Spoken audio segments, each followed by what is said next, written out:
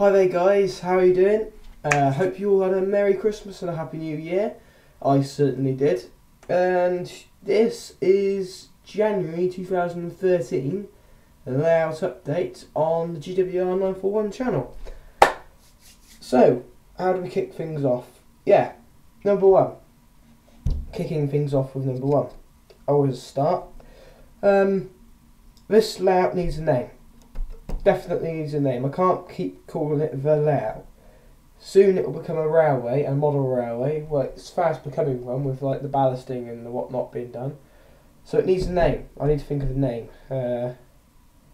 I'm not sure. If anyone has got ideas for a name, comment below because I am stuck. Anyway, this 7F you see in front of me has been sat by the station on its little bit of track for around a month. It was broken basically. The tender coupling had come apart, and I don't know if any of you are familiar with the Bachmann 7F, but they're permanently connected by sort of like a chip that comes from the tender and clips into a socket underneath the cab. And one of the wires had come out of there, so I had to solder that back on, which was a massive pain. But it works now, it's done, it runs, and I'll put a clip of that running at the end of the video, to Mr. Alex Box's delight, because it's his engine, and it's now fixed. So yeah, that's a 7F, that's fixed, and you'll be seeing that on a few videos coming up, because he's let me put that in a video, which is good. So, what else has been done? Well, actually, one other thing I should say is, someone said a while ago, well, a couple of weeks ago maybe, that this is all very well, your layout updates, and yes, they're okay, but nothing really seems to get done. It's exactly the same thing. There's only either a little man gets put somewhere, or a little bit of track gets moved, or you do something like that, and I completely agreed with them. Hardly anything gets done, so I'm planning on changing that this year. I really will.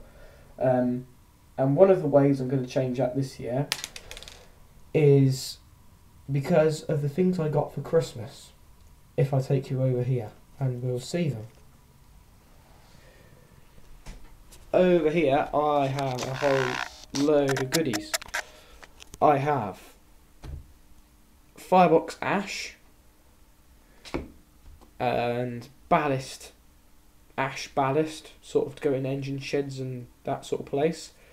This is all stuff I got for Christmas, which was brilliant. These two are from a friend, Alex, who runs the Al and the RB1 channel, the same person who owns the 7F. And then I got the, is it retro ratio? I'm not sure.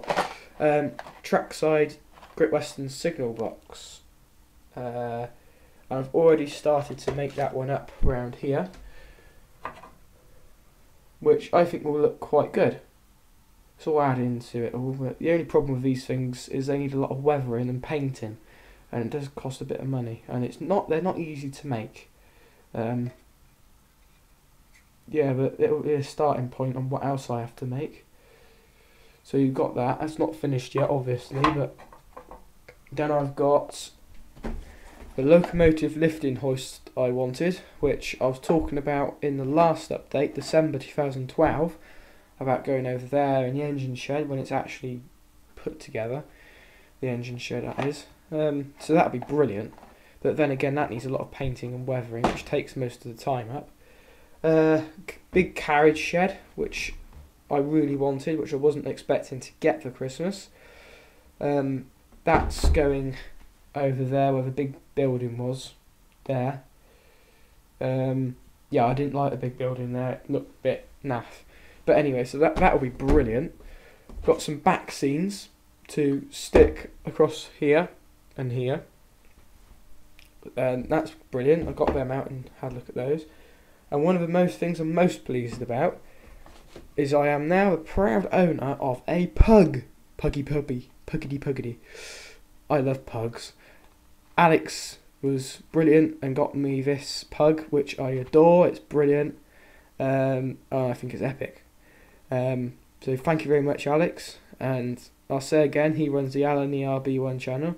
There's not a lot on there, but he says he's going to do something about that soon, which I hope he does. So yeah, that's brilliant. So expect to see a video of the little pug running soon, unboxing video, that sort of thing. It runs brilliantly. Sadly, that shouldn't have been the first sort of unboxing video. It should have been of a very special pack of locos and a lovely wooden presentation case, which I bought with my birthday money. If you go back to Layout Update December 2012, you'll see what I'm on about. But unfortunately, it was a bit of a disaster with that. I'll tell you what, I will show you, because I think it's going back, so it's not going to be a surprise now. So it's not ever going to be actually kept, I don't think. So I'll get it out to show you. Take the dust off of it first though. So here it is. It was £120, brand new. It's a limited edition Severn Valley Railway pack. And you've got Hagley Hall and Hinton Manor, and they're beautiful engines. The reason why it all went wrong is when we first put them on the track, the Manor, from the cogs from the motor to the main driving wheel, literally we couldn't understand it. When we put it on the track, it wouldn't run. The wheels would like do half its rotation and stop, and really struggle and go really quick and stop, and it was causing the engine to do this really violently. You couldn't run it. It's completely obvious. So we took it apart and found that all the cogs, this is brand new, I'm telling you, were doing this on the shaft, causing it all to lock up and vibrate. And, well, it's just not going to work, is it? So that one's mucked up. This one at high speeds is fine, but on a lower speed for smaller railways like mine, it's not a very good runner either. And they both should be perfect. They're brand new. They're Bachmann engines. It should be the best. And that's why I bought them. It wasn't cheap, but unfortunately they're no good. The person we got them from did say he was going to supply us with parts, but Bachmann are being unhelpful to him apparently, and he said that if he doesn't get any parts soon, he'll give us a full refund. Which, yeah, in some ways I'm pleased about, some ways I'm not pleased, because I do want these. Because they're brilliant, they're lovely models, but unfortunately they're no good. So unfortunately you won't be seeing a review of those, and you won't be seeing them running, unless he does get the parts, and then I'll have to try and fix the hull, and that will cost me a load of money, and it'll be a nightmare. So apart from the 7F over there and a few wagons, everything's been taken off the layout. There's no locos, no other wagons, no rolling stock. That's it, and there's a reason for that, and that's because I am trying to install point motors on all the points. Basically what I'm doing is I'm taking a point up. No, I'm not taking a point up. Well, I am, but not in that order. I'm getting a very small drill bit, putting it through the hole that you get. I wonder if I can zoom in. Does the camera like that? Oh, god damn it, it doesn't. Oh well, there we go. Well, the small holes you get in the centre rod, you drill through that first, move it over, drill again, then you take the point out, and you end up with two little holes. Then you go in with a bigger drill, with a bigger drill bit, and you drill the two holes out, and then you drill a hole through the centre and make it a slot, and then get some sandpaper, make it smooth, and then when you come to mount the point motor from underneath, the rod will just go up through the hole, and we'll be able to move across to move the point blade. But unfortunately, the point motors I've got, I bought them because they were cheap second hand. I think they were about £2. They work, they're fine, but the bar here is too short. So I'm having to buy brand new ones, 6 brand new ones with longer bars, effectively. I tried to solder onto them, but they're the wrong type of steel to do that with. It just went like a chocolatey brown and started sizzling, and yeah, I thought I'd stop doing that immediately. So that's what I'm doing at the moment. I'm taking points up and drilling down. I'm not sure what I'm going to do with the ones I've already ballasted. These ones I might do surface mounted point motors, because this one I'm going to have to do that with anyway, because there's a great big massive chunky support underneath it. Plus it'll look good because of a little shed I could put over it. So yeah, that's one piece of work I'm doing. And then unfortunately I had a sort of period of running before Christmas, and I found these massive gaps in these rails here. I don't know how I didn't notice them beforehand, but that is not good enough. They're huge. And I've tried pulling the rails back to close the gap up, but that doesn't work. And also there is massive hammer blows in the track where my father had tried to put the track down for me without me telling him to. Anyway, we won't get on to that, but that's what happened. And I didn't really think anything of it. Then I've gone in there and I think I've hit it a few times with the hammer, and the track isn't actually any good now. So unfortunately it looks like from here to here I might have to rip the track up in the ballast and start again. Which, when I'm saying I want to do progress, I'm actually going to go in the opposite direction. So that's good, isn't it? Yeah, brilliant. I also quickly have got plans for the station area. Basically it's too small. I want more. I want to upgrade.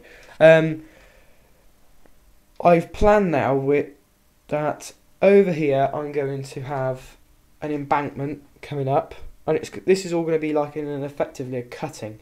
There's going to be a bridge coming across here, and this whole sort of semicircle here will have houses on it. It'll be raised, and the road will come off the bridge, come round, and coming down all the time and round and into the car park for the station.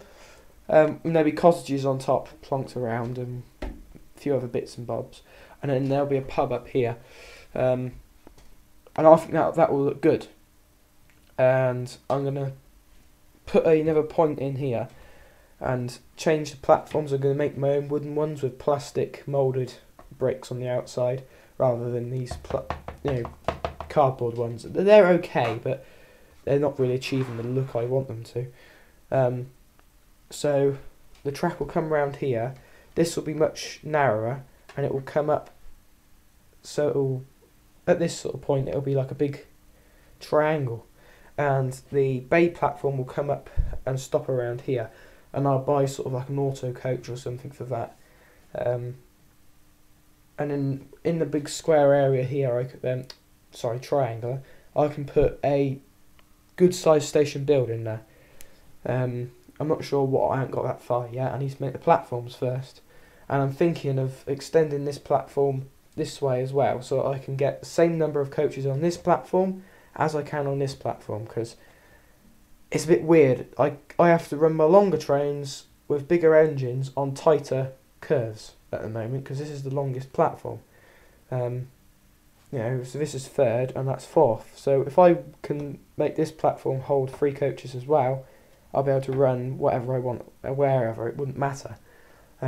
Also, I need to get rid of this because I tried to modify it because it was too big, and I've made a bit of a mess up of that. So hopefully things will start to change and things will improve, and you will start to see more of a change in coming weeks, months, years. Or hopefully not months or years. You know what I mean. Right. Thank you very much for watching. Any comments whatsoever, please post them below. I'll reply to them. Normally do anyway. I quite like your comments. So yeah. Brilliant. I'll see you next time. Enjoy the clips of the 7F running. See ya.